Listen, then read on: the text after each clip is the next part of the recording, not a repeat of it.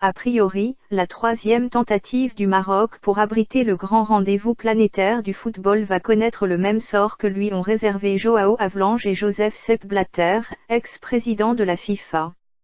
Leur successeur Gianni Infantino semble sur la même ligne.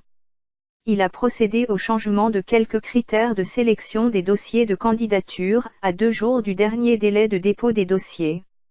Le Maroc, par le biais du président de sa fédération de football, Fouzi Lekjaa, a vivement réagi à cette décision de modification du système de notation, scoring system, qui à l'évidence, a pour objectif d'écarter la candidature du Maroc au profit de celle des États-Unis, Canada, Mexique. La FIFA impose que chaque ville hôte doit compter au moins 250 000 habitants. Les villes marocaines choisies pour abriter les matchs de Coupe du Monde répondent toutes à ce critère. Mais la fédération marocaine s'insurge contre l'introduction de ce point qui ne figurait pas dans le cahier des charges initial.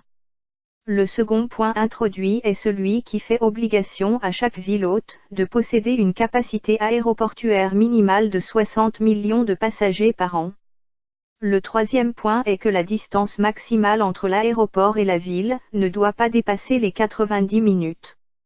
Une commission d'évaluation de la FIFA va se rendre au Maroc dans les tout prochains jours pour procéder à une évaluation du dossier Maroc 2026. Elle dispose du pouvoir d'écarter toute candidature qu'elle juge non conforme au cahier des charges.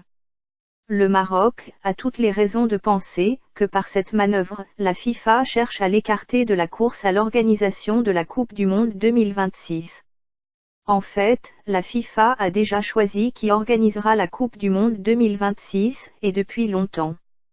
La candidature conjointe États-Unis-Canada-Mexique bénéficie des faveurs de la FIFA.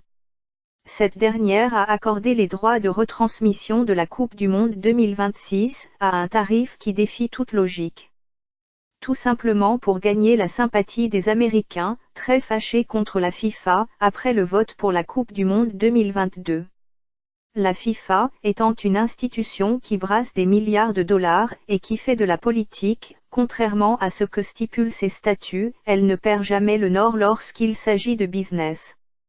Les grands networks américains ont déboursé plus de 1,5 milliard de dollars pour l'acquisition des droits de retransmission des Coupes du Monde 2018 à 2022.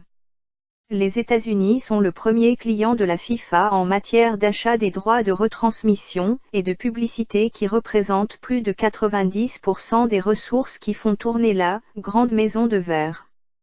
Sauf miracle, fort improbable, la Coupe du Monde 2026 aura lieu aux États-Unis, au Canada et au Mexique. Le président de la FIFA, Gianni Infantino, laisse peu d'espoir au Maroc et au continent africain d'abriter une seconde fois un tel événement. Il ne veut pas entendre parler de rotation et compte, selon ses proches, faire revenir la Coupe du Monde 2030 sur le vieux continent avant de quitter la FIFA.